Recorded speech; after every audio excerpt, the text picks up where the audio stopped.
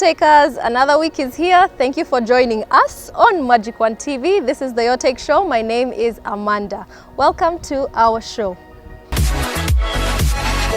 In today's episode, we are going to be looking at coffee. I know coffee is a favorite for everyone, and people practically cannot go a day without coffee.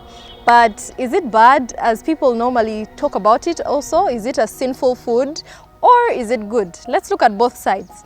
Well, when it comes to coffee, coffee is really good for boosting your immunity because of the compounds it has. It has polyphenols in it, which are health-promoting compounds. They actually make you much more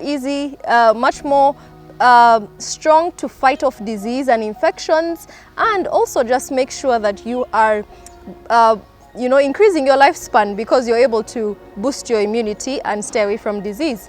Well, another very important benefit of coffee is it boosts your alertness.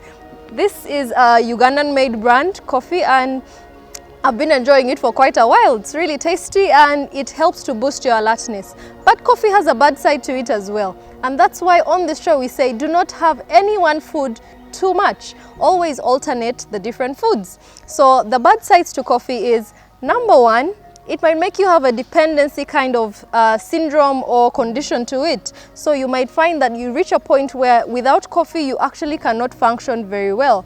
And that's when coffee has become toxic. That's why we say don't have it too much, so you don't get to that point of being able to depend on coffee. Coffee also has a component called caffeine.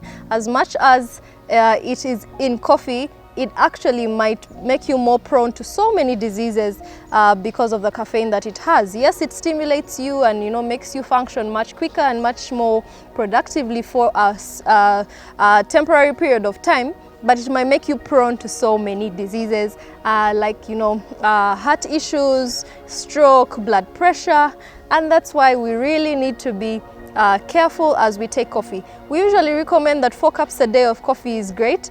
But in the practical sense of it, if you're actually having 4 cups of coffee a day, where will you get the space to have other types of teas, other types of drinks? And that's why I would say reduce it from even the 4 cups. Probably have 1 cup of coffee and then have several other types of tea. There is black tea, there is green tea, there is white tea, there is ginger tea, fruit teas. So you can be able to alternate all these different beverages and drinks and benefit the most for your health. That was coffee for us. Let's head on into the discussion room. Here's the first question coming in from Subira Emily. And she says, someone said eating tomato skin is bad. We are supposed to peel the tomato for easy digestion. Any comment?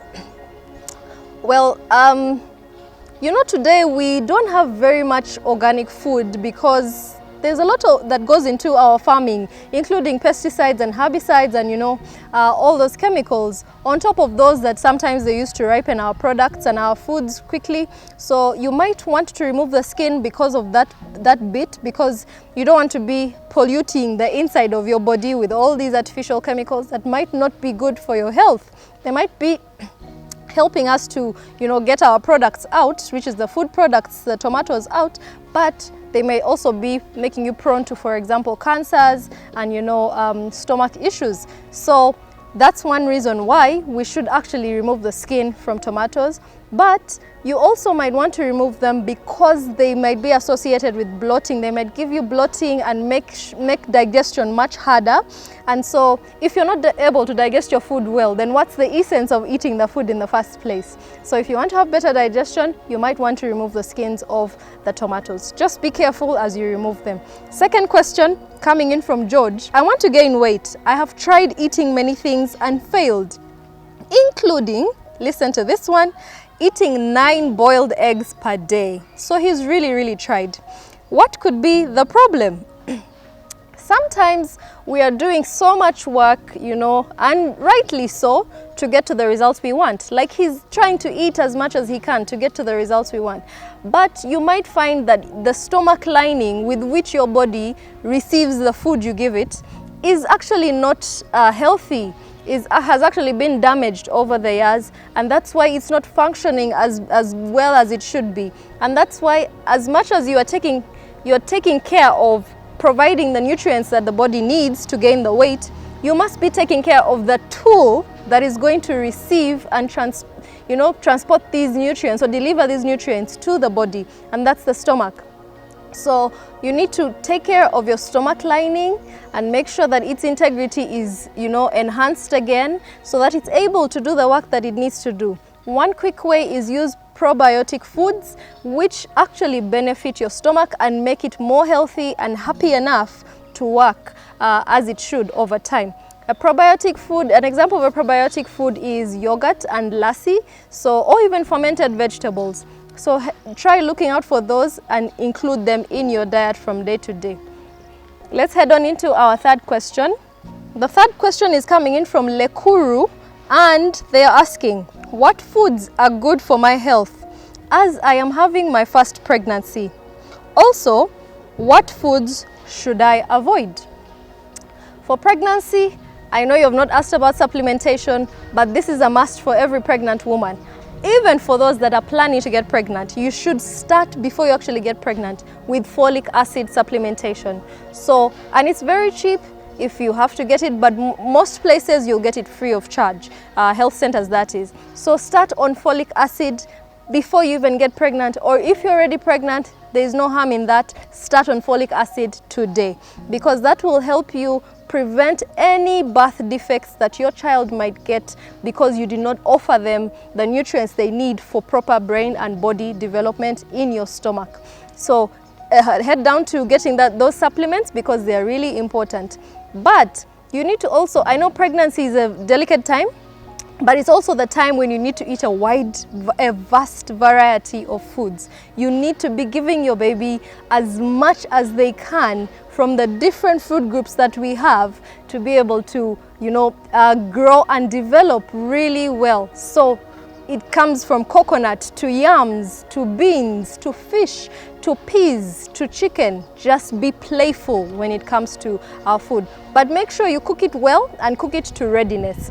And then some of the things you can avoid, you might want to avoid too much of raw foods, especially when it comes to our, fish. These days, sushi is a common thing around us, so you might want to avoid such kinds of foods because they might not be very healthy for your child, and they might bring you to having illnesses that, might bring consequences or complications during your pregnancy.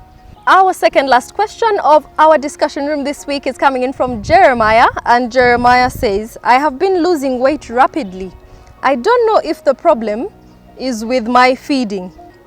Well, when it comes to things that just seem to all of a sudden happen, unexplained things like that, sometimes it's very helpful for us to reflect on the patterns that we have been adopting in that recent time when you started seeing those changes. For example, you're losing weight rapidly. Is there something in your lifestyle that has changed? Have you changed the pattern of what you do, and that could be affecting your weight management? For example, are you having a very stressful period and that might actually be draining your body so much that it's not able to use the nutrients you're providing it, or is making you prone to sicknesses? Is your feeding lifestyle, has it changed in that you do not have enough water these days, and so your immunity is much lower and your hydration is much lower? So you really need to check what has changed in the recent past that's making you have this rapid weight loss. Sometimes the answer is as simple as, fixing something in your daily routine. But other times it's also as complicated as there might be a health condition or disease that you're trying to manage. And so if you feel you fixing a particular thing in your pattern or changing a particular thing in your daily pattern or routine hasn't helped, you might want to head down to the health center and just figure out if there is an underlying health condition that might be causing this particular issue. Our last question coming in from Fatuma: is it okay to use vinegar to slim? So many things have been talked about how they can actually help you slim down very quickly, but people are not actually being generous or courteous enough to tell you the side effects of some of these things that may, they say help you slim. You might get the results of slimming, but it might be too drastic. You might get the results of slimming, but it comes with another health complication at the same time. So especially now for foods like vinegar, which is a very concentrated food, you might want to at least dilute it and not have it every day. Don't have a particular food every single day. Alternate vinegar inside your water. A more healthier version would be apple cider vinegar. Just dilute it and then use it over your salad spreads, because then you have two different foods that are going to be very beneficial to weight loss. That is the vegetables, which have fiber to help you lose weight and yet clean your inside of any toxins. So it's a healthy way to do it.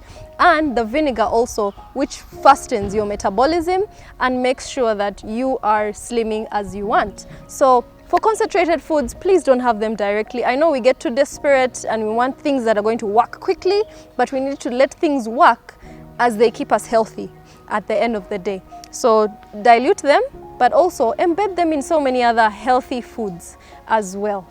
That ends our discussion room.